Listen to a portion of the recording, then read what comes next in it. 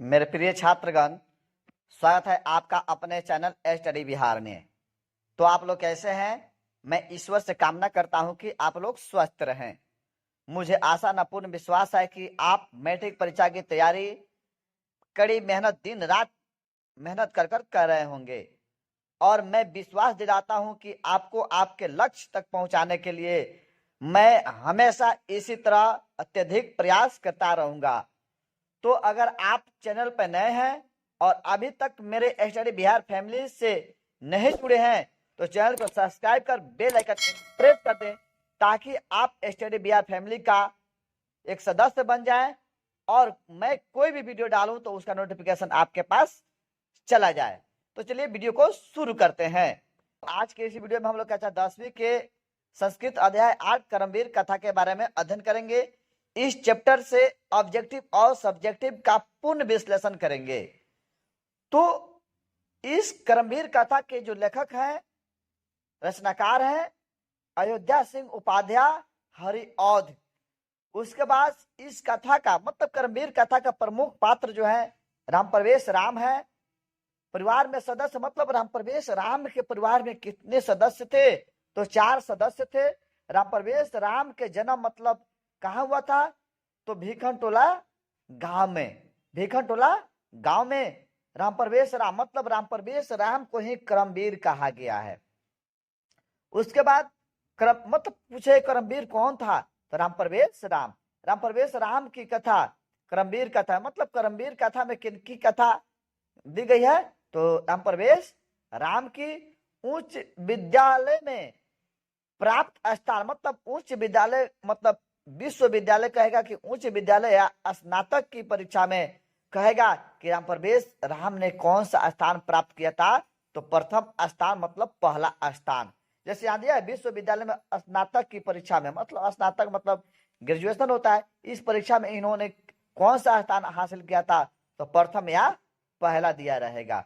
उसके बाद जीवन की परम गति मानकर अध्ययन मतलब राम प्रवेश राम जो थे अपने जीवन की परम गति मानकर क्या किए थे? अध्ययन करना शुरू कर दिए थे। मतलब शिक्षा कर्म को मतलब जीवन की परम गति मानकर अध्ययन करना शुरू किए थे। किसको परम गति माने थे? तो शिक्षा कर्म को यह परम गति माने थे। भीखनटोला गांव, भीखनटोला गांव कहाँ है? तो बिहार में है। मतलब बिहार के एक दुर्ग प्रांत जो है भीखनटोला है। उसका भीखनटोला में बसे लोग कैसे लोग मतलब किस प्रकार के लोग रहते हैं? तो दलित मतलब भीखनटोला गांव में जो थे मतलब निर्धन दलित परिवार के लोग रहते थे। भीखनटोला अब एक समय की बात है कि भीखनटोला को देखने के लिए आया था। मतलब आपसे क्वेश्चन पूछे भीखनटोला देखने के लिए कौन आया था? एक अध्यापक आए थे भीखनटोला गांव को देखने के लिए। प्राथमिक विद्यालय मतलब भीखनटोला गांव में जो है प्राथमिक विद्यालय कितने दूर पर था? तो 1 कोस की दूरी पर मतलब 1 कोस दिया रहेगा, नहीं तो 3 किलोमीटर दिया रहेगा। उसका प्राथमिक विश्वविद्यालय को स्थापित मतलब प्राथमिक विद्यालय को स्थापित जो हुआ था वो किसके द्वारा की गई थी? तो प्रशासन के द्वारा की गई थी। शिक्षक के शिक्षण शैली से आकृष्ट मतलब टीचर अध्यापक जो आए थे उसके शिक्षण शैली से आकृष्ट कौन हो गया? तो बालक। बालक कौन था? राम प्रवेश राम। दलित ग्रामवासी पुरुष की कथा मतलब दलित ग्रामवासी पुरुष की कथा जो है किसमें दिया गया है? तो कर्मवीर कथा में बताया गया। कर्मवीर कथा में किसकी कथा दी गई है? तो दलित ग्रामवासी की। आपसे वही बताया गया भीखनटोला में कैसे लोग रहते थे? तो दलित। उसका परिश्रमी के पास लक्ष्मी मतलब किसके पास जाती है? तो परिश्रमी के परिश्रम जो करता है उसके पास लक्ष्मी जाती है। उसके बाद कहेगा उद्योगिनम पुरुषसिनम मुपैति लक्ष्मी। कर्मवीर कथा से मतलब यह जो है पंक्ति जो है सेंटेंस जो है वाक्य जो है कहां से लिया गया है? तो कर्मवीर कथा से ली गई है। उसके बाद आपसे 2 नंबर के क्वेश्चन जो पूछे जाएंगे, जैसे पूछ देगा राम प्रवेश राम किससे प्रभावित होकर अध्ययन में निरत हो गए मतलब लग गए? तो भीखन मतलब बिहार के एक दुर्ग प्रांत भीखनटोला गांव में एक प्राथमिक विश्वविद्यालय की स्थापना हुई जिसमें सामाजिक स्तर पर अपने विचारों अपनी भावनाओं को व्यक्त करने रखने के लिए एक नए शिक्षक का आगमन हुआ। मतलब नए शिक्षक वहां आए न। शिक्षक बालक राम प्रवेश राम की अपार रमणीय कार्यों को देखकर प्रभावित हुए। मतलब आए तो यहाँ जो थे बालक, जो राम प्रवेश राम थे, इनके कार्यों को देखा और इनके कार्यों को देखकर वो उनके कार्यों से बहुत प्रभावित हुआ। मतलब उसमें कुछ ऐसा गुण देखा।